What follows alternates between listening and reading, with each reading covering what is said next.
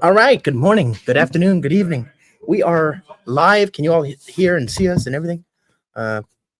Suppose we'll see the chat here. Oh my God. We are. You know, we're at Devoxx Belgium. We did this a year ago around this in the same conference, maybe even the same room, or maybe it was next door, but it wasn't all that far from here. Yeah, that's very close.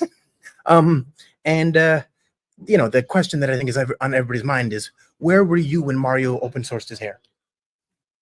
I was in the room. Yeah, Right. It was really exciting. Right. For people wondering what the peak of Java conference life is like, it's, well, somebody lost some hair and yeah, it was creative. It was like, well, it showed real change, you know. right. because you have real change in the community. Right. Is that the message? I don't even know what the context. That was the message. That was the message. It was clearly the message. So my understanding is Brian Getz, Java language architect, Brian Getz was doing a thing.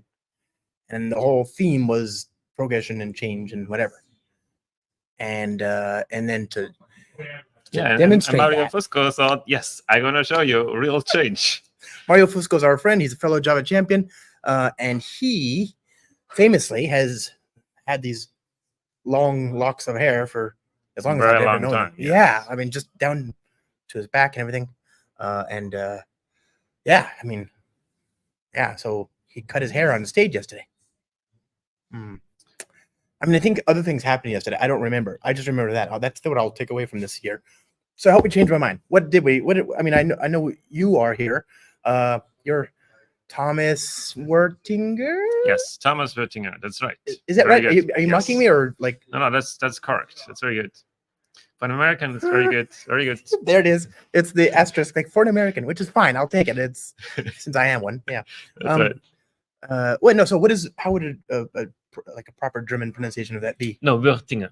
Wuerthinger. It's a little bit harsher, but in German, but it's good. It's Okay. good. Such a nice language. Okay, great. So you're like the vice president or senior vice president at Oracle, and you're the founder of GraalVM, which is all the rage these days, right?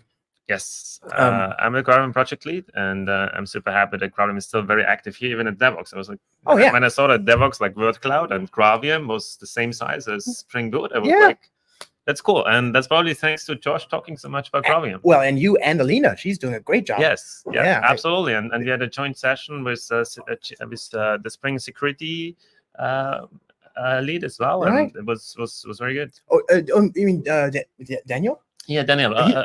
He was wearing this shirt. It was like Spring Chief Security Officer. Right. Oh, he's not the lead, but he's a very prolific contributor. One of the Spring Right. Spring has many security officers. Right. So he's a Spring security officer. Right. That's right. He's Daniel Gagne Moirot is just amazing. And yeah, we did a talk together on passkeys. You know, Right. like you can. That's another. We were talking about just a minute ago. We were talking about how there's freaking laser beams to cut your eyes into better shape, so you can actually see better. And there's pills you can take to lose weight, and like we live in an age of miracles. And then the thing that broke my mind was I can now use a browser, even Chrome, and use my fingerprint to log into a website. Right. That's, oh my God, we're living I mean, you couldn't have convinced me of this possibility 28 years ago. Anyway, so you're Thomas Wuerthinger. Yes. With a T. And you're the GraalVM, and now we have this incredible showing here at Devoxx. Yeah, but it's the a known Devoxx here, commodity. I had a talk that wasn't even much about GraalVM. I was talking about the 1 billion road challenge. Right. That's another thing. That was my most favorite conference talk that I gave so far, because I had 3 hours and I could like talk about the very low levels of assembly language, compiler graphs, perf tooling. And that's recorded. Wait, before we get into that, 1BRC, our friend Yes. Gunnar Morling, Yes. asked the community. This is in January, so actually this would have been after we last convened here last year. Right. He asked the community last December and early January this year, submit a program to process 1 billion rows of weather station telemetry data. So city, Right. semicolon, and then the temperature, right? And there's 1 billion rows, which amounts roughly to 13 gigabytes Yes. of text. Yes. How quickly can you write a program to ingest, process, and then dump out some information about that data and then exit? Yes. And I talk about this in my talks these days, and I ask people like, how long do you think it takes? Right? Do you ever ask people? I get wildly divergent numbers. I get like Right. 10 minutes, 15 minutes, 20 minutes, an hour. You know, like people really think it's Right. It takes a very long time. yeah. And also it's 13. It's not like you can just load it all into RAM, right? Unless you're Yeah, using Azul, I guess, with their 2 Right. terabyte whatever addressable RAM. But for most JVMs, and that was the rule, you couldn't use Right. frameworks or libraries. It is just stock Right. standard JDK Yeah, stuff. just stock standard Java. How fast can you do it? And it was surprising in the end. Yeah, it was really surprising. On a stronger machine, like on a 32 core machine, we got it down to 300 milliseconds. Yeah, so yours was the leading entry. Yours is the Yes. number one Yes. fastest response, but it was by a hair, right? Right. Because by that point, the top 3 were all even They the were top all 4. very close together. And also, to be fair, like during the contest, all the contestants were like taking the best ideas from each other. Yeah, and It was more like iterating. a community effort, and Yeah. they're incorporating the ideas of others. And so that's why also some of the top solutions are multi-author. multi-author, right? Yeah, also my solution here is multi-author. And and that's also why they're close together. But yeah, it was a very close race, and it was Really fun. was on the last evening, Right. like on the last evening, like our solution was leading the race. It was 31st of January. Yeah, right? 31st of January was the deadline Right. for submissions, right? And I'm 31st of January evening, solutions leading the race, and I'm like just chilling here. It's like, okay, let's let's just chill and let's hope nobody kind of does something crazy. Yeah. But then suddenly, like, there was a solution and it got even faster. I'm like, Oh. damn it. So close before the finish line. and like, you don't want to, like, you can't just leave it, and now you gotta fix it. No. I mean, you are a little invested at this point, and so close before being taken over, so close before the finish line. It's yeah. So that's when in the last few hours, I was going into a program competition mode. Yes, but I was like, because when I was young, I was doing a lot of program competition on ACM contests and IOI, and so that really got me like so excited about the contest. But like more like I was feeling young again. Right. I mean, you and Roy and a bunch of other, big names, luminaries in the community, all submitted submissions. I mean, Gunnar started the things off with like a naive but workable. Yes. Like this is a. It was very nicely. Was a very small number of lines of code, right? And that's also what you could see over the course of the competition. Is kind of the programs got faster, but they also got like substantially more complex. Like the lines of code like going up a lot. So let's talk about that in a second. Yeah, I mean, so that. Ignoring GraalVM for a second. The first 3 entries were all better for their use of the GraalVM native image technology, which is awesome. But even the fourth one was like 1.8 something, and it was open JDK standard. Did I just have a stroke, or did that just disappear for a second? I think it was just glitch in the matrix. All right, fine. Well, anyway, that the results were freaking amazing. 1.5. Yes, 1.5 seconds on the benchmark machine. Yeah. And the benchmark machine had 8 cores. So on an 8-core machine, it was 1.5 seconds. And that's single-threaded? Or what was that? No, that was multi-threaded, but it's 8 cores, like eight threads in parallel. Right. But on stronger machines, we got it even down to like 300 milliseconds. So it's like, what the fuck? Yeah, and this just shows how fast Java is nowadays, even for a task like that. Yes. Well, I mean, I talk to people, so I do in my talk these days. All right, I ask the question: is the solution efficient? Well, then we look at the energy efficiency for, and that's from 2018. I know that we talked. I know you guys did some subsequent refinement on that, showing energy usage for native image. Yes. And that's kind of that's hinted as a possibility in that original thing that I keep surfacing from 2018, because they show the top 5 languages. Java's the 5th. The first 4 are compiled, and the 5th one, Java, is the virtual machine. What would happen if it was compiled? And of course, we know. Yes. Energy usage gets much better, because typically when you start up a Java without EUT compilation, then on every startup you will pay the cost of JIT compilation. Right. And that's a very complex operation, specifically if you have a large Java program, and then there's a lot of code that needs to be compiled. Yeah. And you're shipping every time it's starting up, right? So and typically you start up applications more often than you ship them. So so it's you would know, of course, because you worked on the JIT for. I mean, that's what GraalVM started off. It's one of the things that people. Yeah, GraalVM started off as a JIT, right? And I worked for the largest part of my career on JIT compilers and making JIT compilers better, right? But it's a thing that, like, if you study something for a very long time, you know a lot about the disadvantages. So, and that's why I later on, when we started to do the EIT compilation, and we figured out more and more advantages of EIT compilation, and because with EIT compilation you are more predictable. For example, I think it's an underestimated factor. Like if you run the program multiple times, the variance is going to be much lower, right? And because it's kind of entropic, really. Like there's heuristics in the JVM, and you assume that they're going to arrive at a consistent result, but it's not always the case. Exactly, because the JVM takes the profile from the beginning of the app, right? And the profiles can be different a little bit each time you start it. And this is why when you start a Java app multiple times on a JVM, you will get much more variance in results. Now, of course, the advantage of the JVM here is, well, you get profiles. But that's why for native image, we added profile-guided optimizations, where you can actually profile in your test environment. And you get like a profile file and still feed it into the EIT compiler. And that's what makes it really competitive. And so, okay, people are saying, well, that's the commercial edition, but it's free and you can use it for, is that still true? You can still use it. You can use it for whatever you want, right? Yes. The Oracle GraalVM edition, which is the standard edition. This is the one we recommend anybody to use. it is free to use also for commercial purposes. Absolutely. It's the GFTC license, which is the Graal Free Terms and Conditions license. Nice. Yeah, it's got its own license. That's how good it is. Yes, okay, exactly. So that's and by the way, that I think is going to become the way of the Java programmer eventually. Is I mean, if you look at all the sort of prevailing ways to speed up your program today, obviously in the OpenJDK JRE world, we've got the and off on the distant horizon there, we've got Laden, right? And that's basically you do a training run and then you use that to supplant the data to speed up the running of the program. Yes. There it's a training run. For us, the training run is not necessarily required. Right. You can do a training run to get PGO data, to get profile guided optimization data, but you don't have to do it, right? So that's and you kind of guaranteed the result there, right? And GraalVM and Crack too, right? Crack also needs to have a training run, right?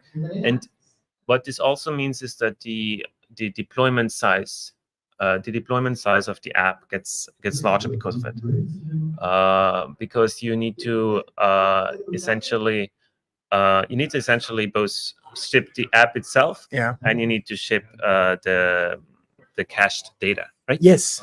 Well, so that and the complexity of that is, it's you have to test it in the same environment as well. You have to the capturing of the profile guided, the capturing of those training runs on those other technologies. Really, it's important to do it in the same environment. Yeah, exactly. And so that's in general. We see training runs shouldn't be required in our view, and that's why native image works also without a training run, right?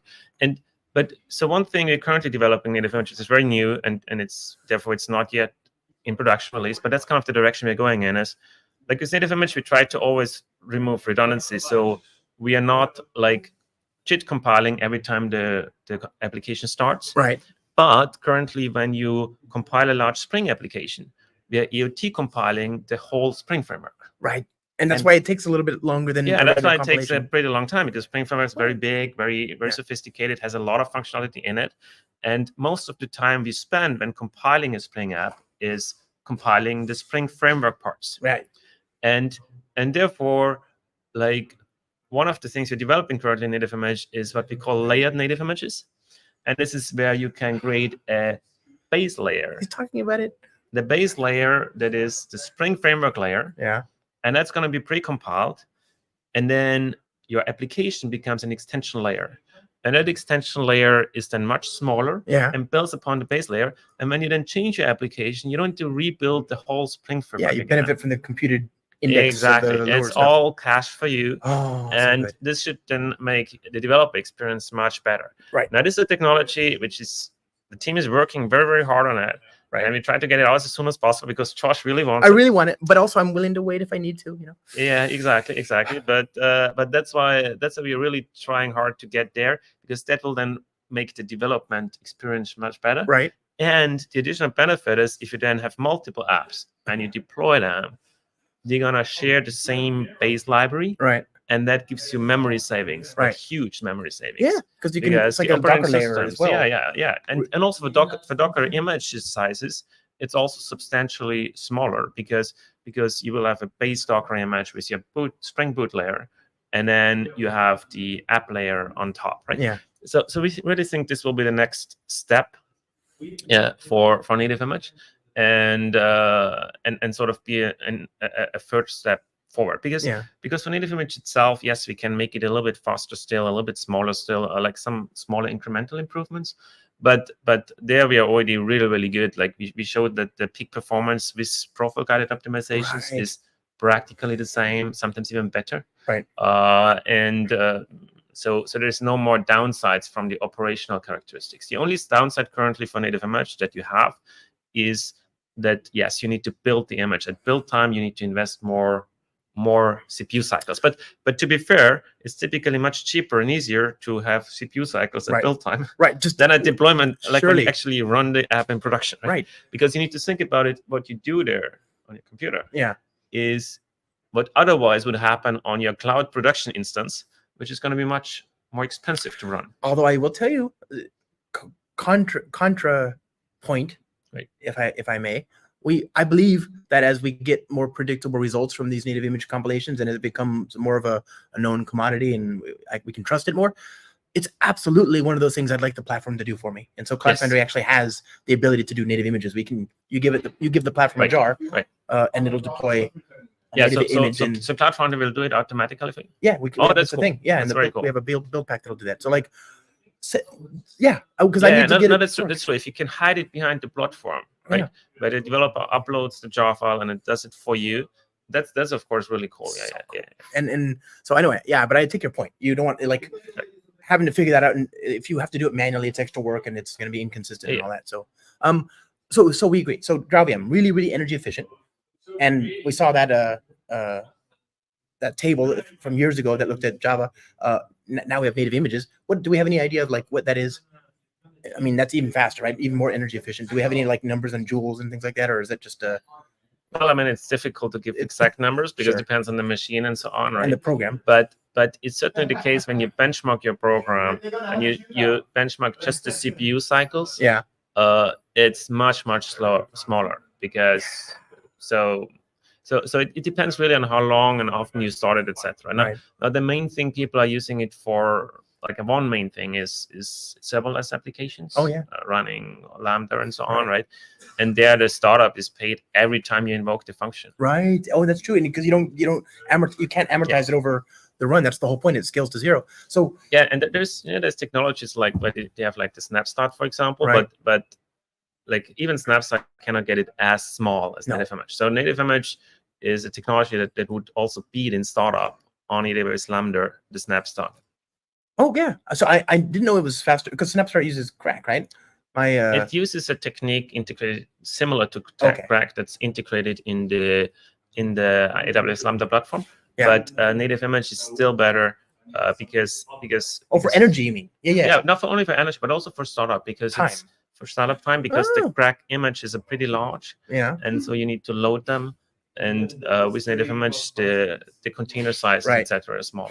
Okay, so I that I can see that. I've my off the cuff sort of experiments have shown me like Crack can be a little bit faster sometimes, but you're shipping the whole JRE. So you don't get any of the RAM benefits that you get with native image, right? You don't get the energy efficiency. And by the way, the energy efficiency, if you think about it, right, the JIT is like a C++ compiler.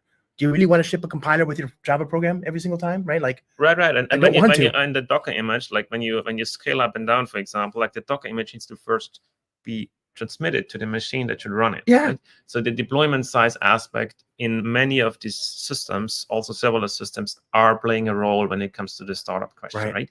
And that's why deployment size can be an issue, and that's why native image is also great. But I love native image. Yeah, and I mean the thing is, Alina gave a talk with the security Daniel Gagne, who's the security guy from Spring, right?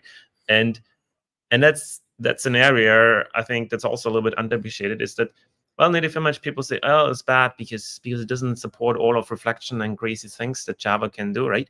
But that's a bug, yes, in some sense. Well, but it's also a feature. Yeah, exactly. Because in your application, you don't necessarily want that arbitrary reflection taking place. And if you look at some of the biggest issues that are like security issues that came up in this area, Log4j1, for example, exactly.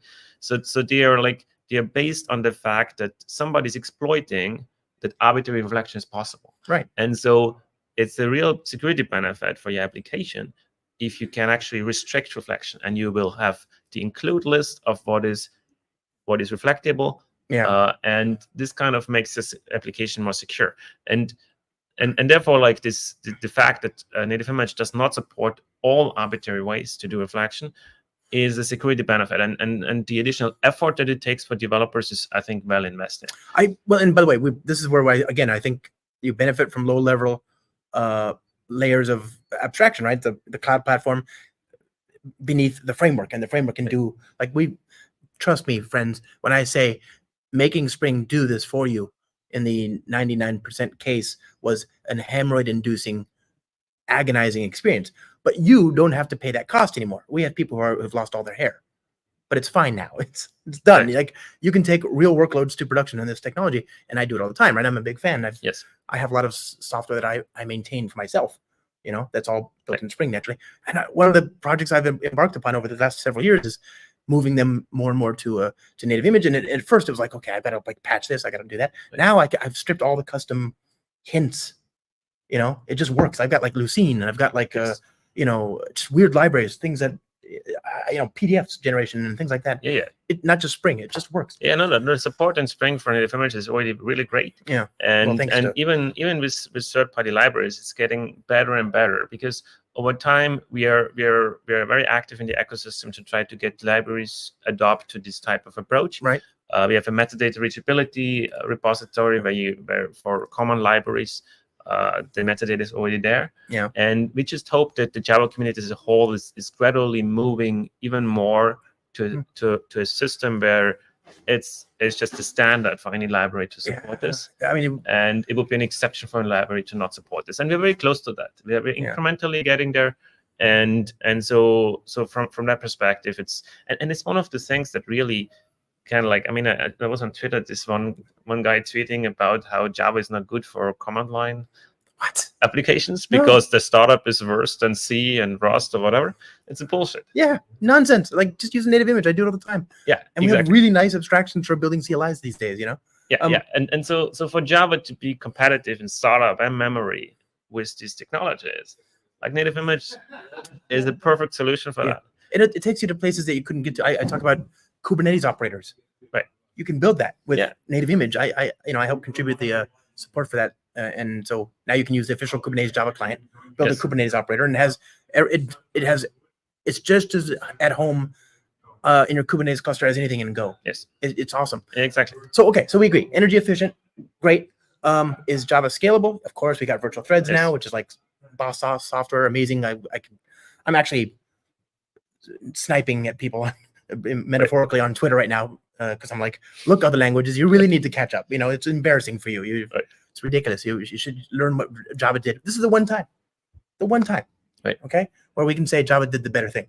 So I want people to just enjoy this moment in the sun. It very rarely happens where we can be high and mighty, even if not particularly well deserved. This one time, okay. I'm not gonna sit here and say that Java is the most beautiful language, but we got this right. We got virtual threads. It's an amazing win. And then the final thing is it fast? And this is where we get into the 1BRC thing. Right. So GraalVM, your examples, all the fastest top 3 all benefit from GraalVM. But again, the fourth option is only like 0.2 or 0.3 seconds slower. It's like 1.8 versus like 1.5 or 1.6, right? I forget the third digit, but but that fourth option uses custom vector API, right? And we actually it's a preview feature, and unfortunately, we are in GraalVM with the JIT compiler. We at the time of the 1BRC, we couldn't handle those constructs that well. In the meantime, we have actually improved this, and my team is telling me that if they're taking that fourth solution and run it on their patched version of GraalVM, they make it faster than my solution. So now I have to decide whether we're going to release that, but unfortunately we probably have to. But so the reason that could compete was because of very sophisticated vector code, right? Right. And it's true that Java, if you look at also the solutions in other languages, if they got faster, it was primarily because of custom vector API stuff, right? Yes. And we are now working very hard at the GraalVM team to implement it too. And the best thing is I hired another expert, which is Kuan, who is the guy who came up with the crazy temperature parsing for 1BRC. We hired him into the GraalVM team, and he's helping us with the GraalVM vector API. That was like a month or two ago, right? I saw it on Twitter. Yeah. I'm so glad. Yeah, it's really cool, and we are super glad to have Kuan on board and to have him on the team and help here make Java faster. Right. But you have to say, when you look at 1BRC, as the top solutions, they're kind of really very specialized. But if you take one of these, very, it's an understatement. But even if you take a solution that's more reasonable, right, and it's simpler, if you run it on the GraalVM JIT, it runs faster. And this is why, if you look at the participants like almost all of them, like the 90% of them were going to the GraalVM distribution. Right. And that's really cool for us to see, because we work very hard on this compile It's free optimizations. speed, And it's you know? free speed. You only need to change your JDK distribution there, and you get the free speed. And set up the native image pipeline. That's, you know. Yeah, but even without native image. Oh, just the JIT. Yeah, just okay. the JIT, right? So those solutions, I tested it, and it's only when the solutions get into the 4-5 second range. Yeah. So it's maybe the top 20 solutions get faster even with native image, because then the startup kicks in, right? Yeah. But for the rest of the solutions, the Graal JIT will be the fastest way to run it, and you don't necessarily need native image. But then if you go like into the very smaller parts and you want lower memory footprint, then of course it's interesting. But just Graal JIT, and Graal JIT definitely is a drop-in replacement for your Java applications in all scenarios. Does Twitter still use it? I remember X or whatever, you know.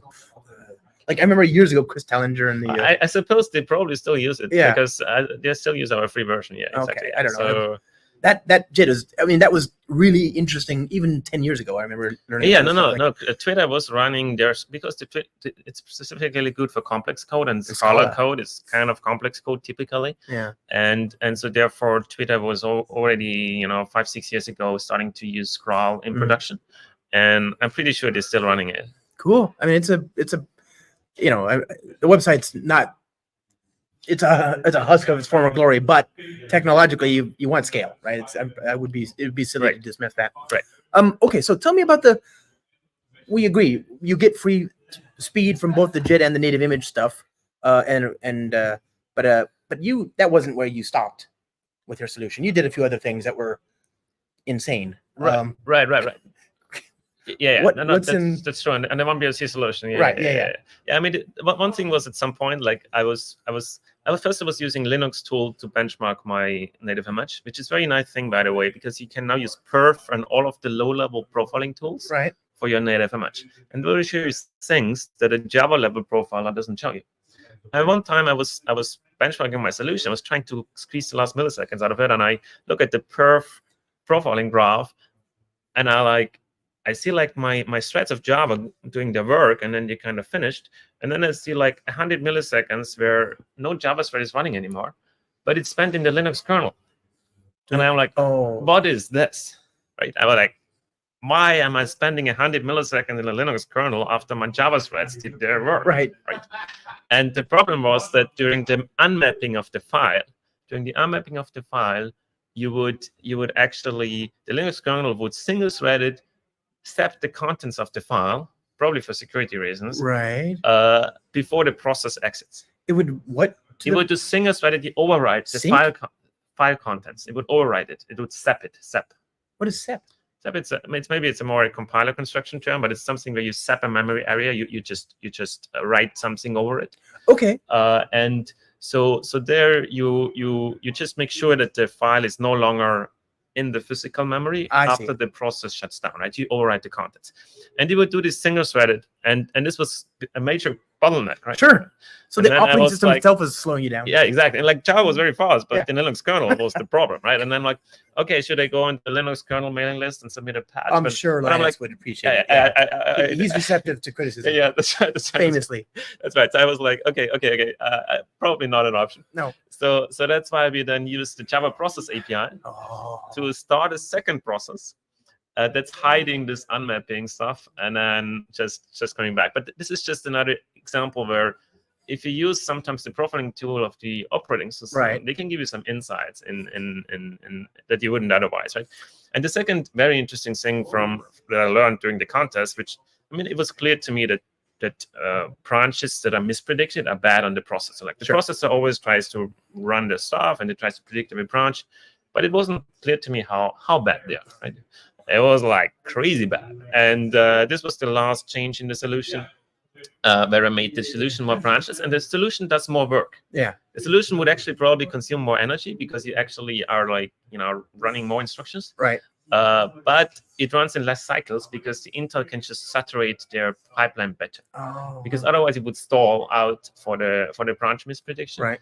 And this was also very insightful. And based on that, we are now in the Graal JIT compiler. We are trying to add more optimizations that are removing branches because branches are bad. if they are mispredicted. If they are predicted, they can be very fast on Intel. So if Intel processor gets the prediction right where the branch is going to go, they're going to be very fast. But if they're mispredicted, it's terrible. And this is also, I mean, there's some work right now to realign Java with the reality of the modern day hardware, because back when Java was written and first debuted, some of these things weren't necessarily God's truth, right? But No, now, absolutely, now cache misses are much more painful in certain cases Yes. than they used to be. And so we have things like Valhalla for, like, it should be very easy to store small amounts of data quickly and access them quickly. But if there's a whole object header and a whole object graph associated with everything, it becomes very hard to keep that compact in memory. exactly. Yes. And then same thing, that SIMD stuff, the vector API. Yes, also, yes. is- No, the hardware definitely has changed a lot, and that Yeah. influences the heuristics that the compiler will do for you, right? And yeah, Or in this case, the branch misprediction have gone probably worse over time, because when the processor can do 3 instructions in one cycle in parallel, yeah. then missing out on some cycles can be very painful. So you managed to steer your code and therefore inform how the hardware should evaluate and work with your processes, your instructions. But not everybody's going to be able to do that. So, because most of us don't care that Yeah, that exactly. deeply about the And internals of also, the to be kernel. fair, for most programs, you shouldn't worry Right, about it. that's what I'm saying. I like that GraalVM does this for Yeah, me. exactly. Yeah. GraalVM does it for you, and that's why, I mean, for me as a compiler constructor, I think it's interesting or important that I do this type of experiments. Right. And I learned from participating in the Devoxx BRC like a lot. Yeah. And so, but then, like, the compiler constructors and my team of compiler engineers, they're gonna try to now take these learnings, right, and put them into compiler optimizations such that your Java program will run faster without doing anything. This is, look how happy he is. So yeah, I want that is- people like him working on this stuff. I don't want to work on it. I have such a small amount of hair left. Well, you know? that's what all our job is about. Like, we're very happy if we can make your program run faster without you thinking about it. Right, and I love that. And I just in native image recently we had a very talented PhD student in Czech Republic. Yeah. And he had like this pull request on native image because he does a PhD on improving our static analysis. Wow. And he's like, oh, I could improve the size of your native images by 5% across the board.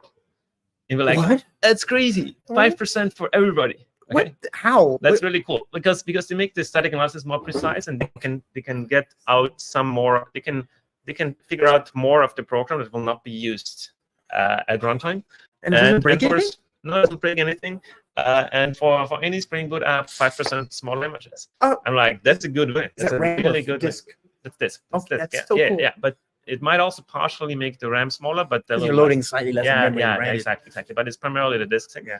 But it's just crazy for us. It's It adds up. 5%, and for everybody, right? Yeah. And then so for us, it's off, and it's like our work is about 1% here, 1% there. We're super happy But I because mean- it scales. It scales to any program.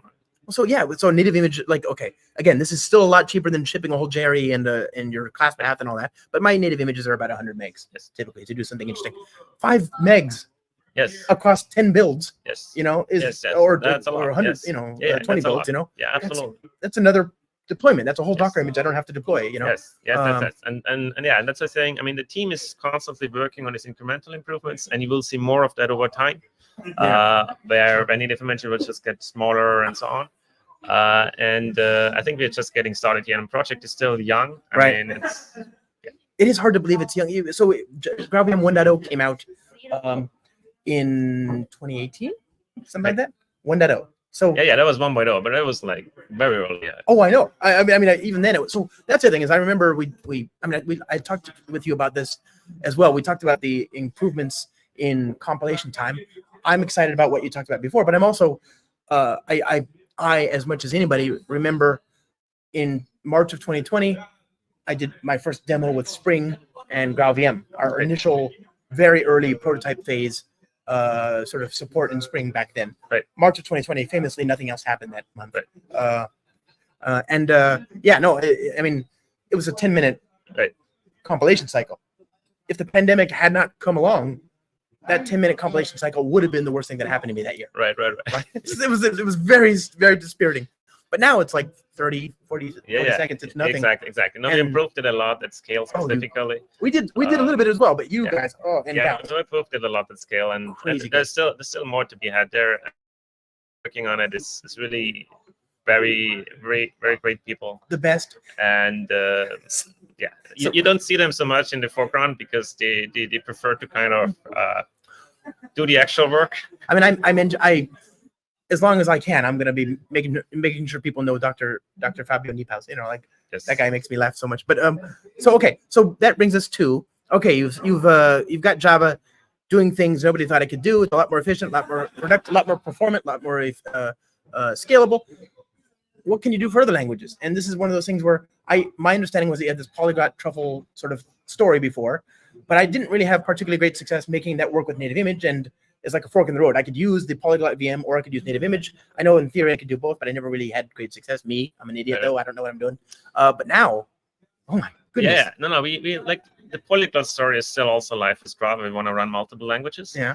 And what we did now is one of the things we did in this area is that we focus now on very specific languages, and this is Python, JavaScript, and WebAssembly. And by the way, you worked on the JIT for Chrome. Yes, for the Chrome browser. I worked for the first optimizing JIT for V8. Was released somewhere in 2011, and that's when I got my JavaScript JIT experience.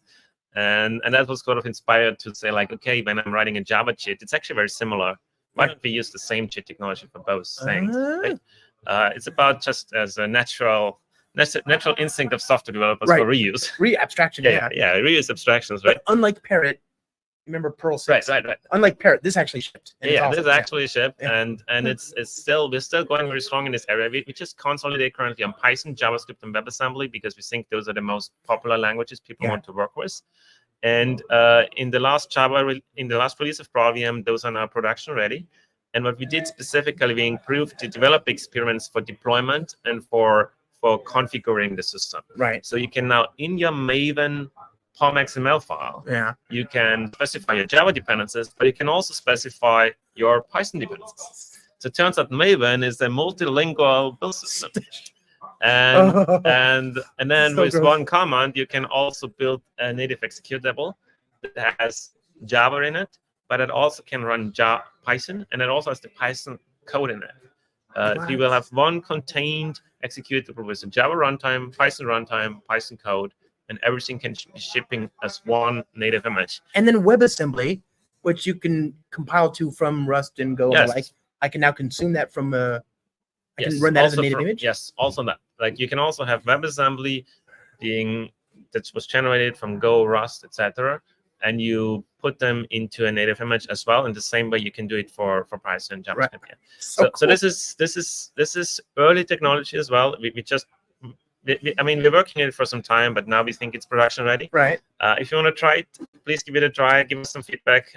Be nice to the system because it's still early. Yeah. But it's absolutely ready to be tried out on your environments, and give us the feedback on where you want to push this. And this gets us to the last thing, which is those environments today are very different. We have ARM. I'm recording this off of an ARM and Apple Silicon device. We've got RISC-V. You've got support for that. These are Intel's very different, very verbose comparatively. So having the native image be aware of all of that and being able to optimize for each of those microcodes is super cool. But then to be able to do all that while also preserving the right ones, run anywhere semantics of Java. Yes. Just blows my mind. Well done. Yeah, no, it's really cool tech. What's the so you mentioned RISC-V?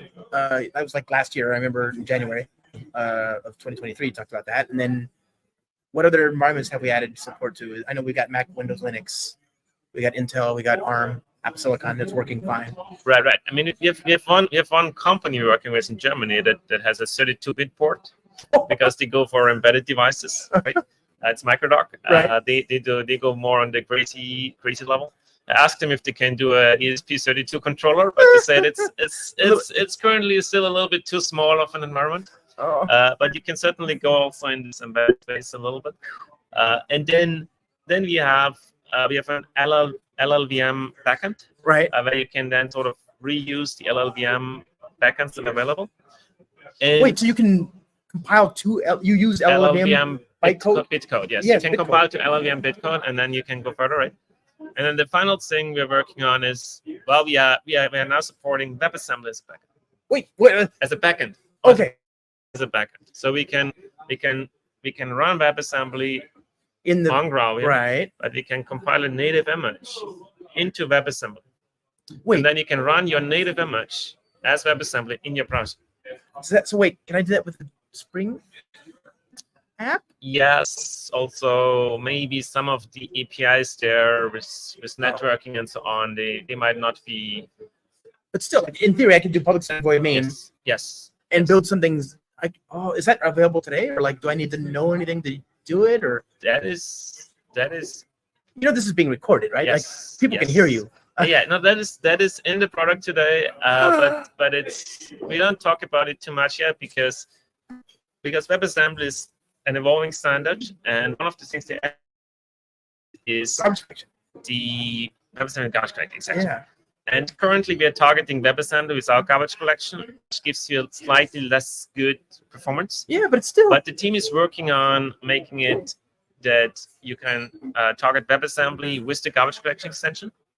And when that is shipping, and it should be very, very soon, then we're gonna talk more broadly about it, and then we will let you demo it on stage. Because that is so cool. Because you talked about there was like a little hint of that 2 years ago in January of the RISC-V announcement, and the very bottom is like, this might have implications for WebAssembly. I'm like, that's the lead. That's what I wanted to hear about. And you're talking about RISC-V, which is great, but this is what I want. Hey, we're actually did I mention we're at Devoxx? We're at Devoxx, and we're actually in a session.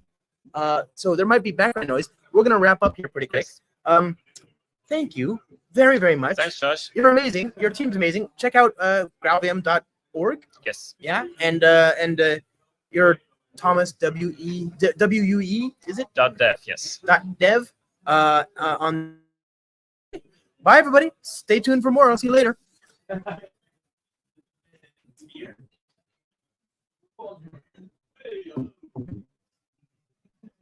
Did it work? I don't know.